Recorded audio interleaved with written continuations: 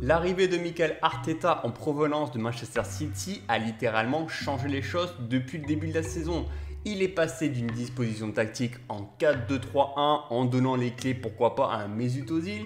Finalement, Mikel Arteta a fait des choix forts, il a supprimé quelques cadres, que ce soit Ozil, Guendouzi, des joueurs comme ça qui n'ont pas respecté le maillot des Gunners. Et justement, il a fait évoluer son système de jeu soit en 4-3-3 et plus récemment en 3-4-3. Alors pourtant, la saison passée, elle était loin d'être gagnée. Quand tu sais que tu te fais éliminer en 16e de finale d'Europa League contre l'Olympiakos en prolongation, quand tu sais que pendant toute la saison, tu as titillé pour la 10e place en Première Ligue pour finalement réussir à terminer 8e, mais insuffisant pour jouer l'Europe la saison prochaine. Mais heureusement, leur saison s'est miraculeusement bien soldée avec 2 titres entre juillet et août. D'abord une victoire magnifique en FA Cup en éliminant en demi-finale Manchester City et en gagnant contre Chelsea en finale. Et puis là, plus récemment, même s'ils ont gagné au tir au but, contre Liverpool où ils ont gagné le Community Shield. Alors pour une équipe qui était censée souffrir tout au long de la saison, je pense qu'ils sont quand même bien débrouillés pour bien terminer. Et un homme fort a fait la différence. On sait bien que c'est l'arrivée de Mikel Arteta qui est vraiment en train de changer, révolutionner le projet des Gunners. S'ils arrivent vraiment à rester sur ces succès, sur cette même détermination, on est là vraiment dans la continuité, on sait très bien que l'intersaison était quand même relativement courte, je pense que Arsenal peut faire de grandes choses pour la saison 2021.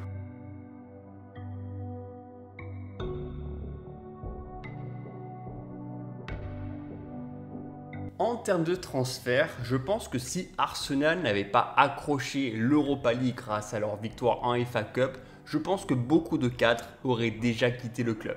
On sait que des joueurs comme Matteo Guendouzi cherchent un club et il est complètement mis à l'écart par Arteta. On sait qu'un joueur comme Ozil, c'est un petit peu identique, même si on ne sait pas trop dans quel projet il va évoluer pour les années à venir. On aurait pu penser à des départs de Aubameyang ou Lacazette qui auraient peut-être voulu avoir un challenge plus européen.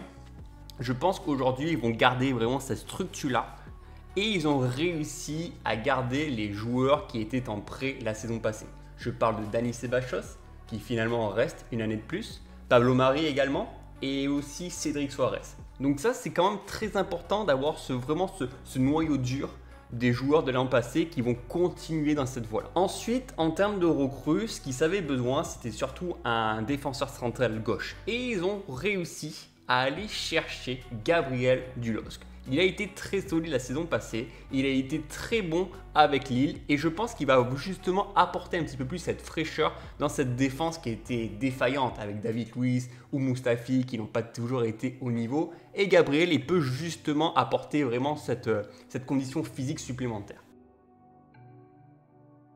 Il faut aussi mettre en avant le choix très stratégique de Arsenal qui est allé récupérer gratuitement Willian, l'ailier droit de Chelsea.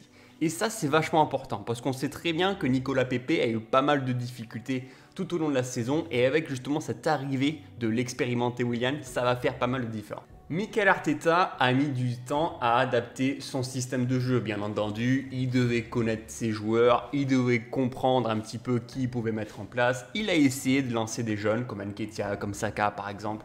Et finalement, récemment, depuis juin-juillet, il a réussi à mettre en place un 3-4-3. Et ce qui est intéressant dans ce système de jeu, c'est qu'il arrive vraiment à gérer les phases défensives que les phases offensives.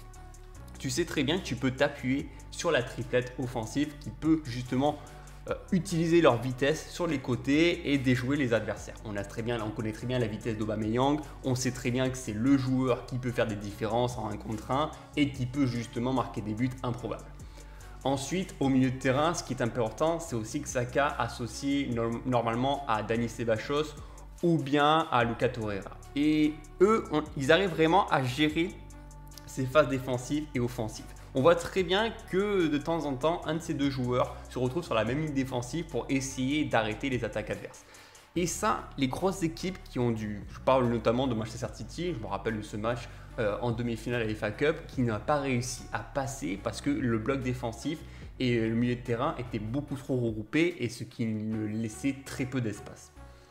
Il y a aussi pas mal de différences, notamment avec le jeu, avec le ballon. On essaye de plus en plus de construire vers l'avant. On n'essaye pas de balancer et d'espérer qu'un Aubameyang va prendre la profondeur et faire un coup de génie. Non, on essaye vraiment de construire en partant du bas. Ça me fait penser justement à ce but qu'ils ont mis contre Liverpool, où on construit à partir du gardien, que ce soit Martinez. Et puis petit à petit, on essaye de remonter la balle sur le côté droit, où on essaye d'user les défaillances de l'adversaire.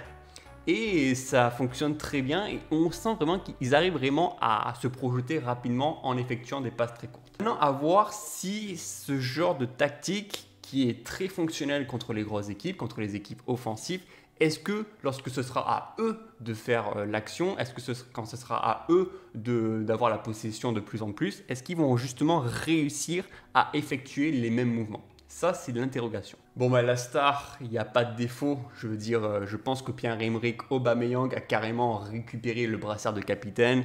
Aujourd'hui, il a 30 ans, il a toute l'expérience. On le sent quand même bien en combinaison avec un Lacazette ou avec un Nicolas Pepe. Je pense que même avec l'arrivée de William, ça va lui apporter un petit peu plus d'espace sur les côtés. C'est vraiment le joueur, le factory. C'est vraiment le joueur qui est capable d'aller marquer un but à lui tout seul, de réceptionner un centre ou de faire des acrobaties qui va permettre à Arsenal de marquer. Ça fait déjà 2 saisons qu'il a marqué 22 buts, donc il est vraiment en pleine croissance et je pense qu'il n'est pas prêt de s'arrêter là. C'est vrai, après c'est dommage pour sa carrière qu'il n'ait pas plus goûté à la Ligue des Champions. Il va encore effectuer une année en Europa League. Voilà, mais après je pense que le joueur se sent quand même bien dans le club anglais et qu'il a toutes les qualités pour justement mener cette équipe au plus haut. Alors pour conclure, il faut déjà savoir que Arsenal avait 2 problèmes la saison passée. D'abord, la défense. On savait très bien que Mustafi et David Luiz, c'était pas forcément les défenseurs les plus rapides et ils ont fait pas mal d'erreurs défensives. Et le deuxième problème, c'est probablement l'adaptation et l'investissement que Arsenal a fait sur Nicolas Pepe. Le joueur ivoirien a eu beaucoup de mal à s'adapter d'abord au système de jeu de Unai Emery. Peut-être qu'il n'a pas très bien compris les consignes, peut-être qu'il n'a pas réussi à s'adapter, il n'a pas réussi à mettre en place ses qualités individuelles et ça a fait pas mal de défauts à Arsenal, je crois. Et je trouve que cette année, la direction a décidé de trouver des solutions. D'abord pour le premier problème, ils ont recruté 2 jeunes défenseurs de Ligue 1, donc Gabriel du LOSC et Saliba de Saint-Etienne. Et je pense qu'ils vont apporter un petit peu plus cette fraîcheur. C'est 2 défenseurs qui sont très solides sur leur appui, qui sont très bons dans les duels aériens et qui peuvent faire justement pas mal de différences à ce niveau-là. Et aider justement cette défense qui est déjà implantée, que ce soit Mustafi, Socrates ou David Luiz. Pour le deuxième problème, ils ont réussi à équilibrer les comptes. L'année dernière, ils ont dépensé 80 millions sur Pepe et cette année, ils ont décidé de recruter William pour 0 €. Donc là déjà, de ce point de vue-là, c'est très intelligent de leur part. Notamment de recruter William qui a l'expérience Première Ligue, qui connaît très bien Londres parce qu'il a déjà été chez les Blues et qui justement va pouvoir apporter un petit peu plus d'offensif sur le côté droit. Et ça va être intéressant à voir comment est-ce qu'il va réussir à s'adapter. Je le mettrai même directement titulaire dans le système de jeu de Arteta. Voilà, Arsenal cette année ça a été très malin, notamment ils savent qu'ils n'ont pas les qualités financières d'un Manchester City ou d'un Chelsea cette année, mais ils ont réussi vraiment à effectuer un mercato très intelligent. Ils ont réussi à garder leurs joueurs, même si je pense que des Ozil ou des Guendouzi sont en instance de départ, mais sinon c'est très intelligent de leur part. Après, il faudra voir comment ce 3-4-3 qui est normalement utilisé contre les grosses équipes, il a été utilisé en FA Cup contre Chelsea, il a été utilisé en Community Shield contre Liverpool, donc des équipes qui aiment avoir la possession de jeu, qui aiment se projeter vers l'avant, et justement ils ont essayé de jouer avec ce bloc défensif très bas, avec ces 5 défenseurs, et avec cette ligne de 2 milieux qui se retrouvent même sur la même ligne que la défense.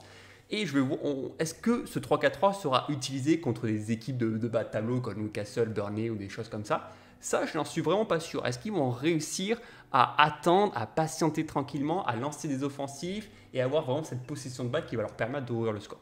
Donc, moi, je suis assez impatient de ce que Arsenal va pouvoir proposer de cette saison et je pense qu'ils ont vraiment les cartes en main pour aller titiller les plus grands et d'aller, pourquoi pas, accrocher cette 4e place qui pourrait leur donner la Ligue des Champions la saison d'après.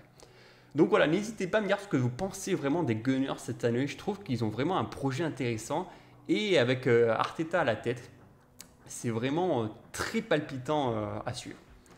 N'hésitez pas à vous abonner à la chaîne, à liker la vidéo, à me laisser un commentaire sur cette magnifique équipe Arsenal. Et moi je vous retrouve donc dès demain pour vous parler d'un autre club de Première Ligue. Salut!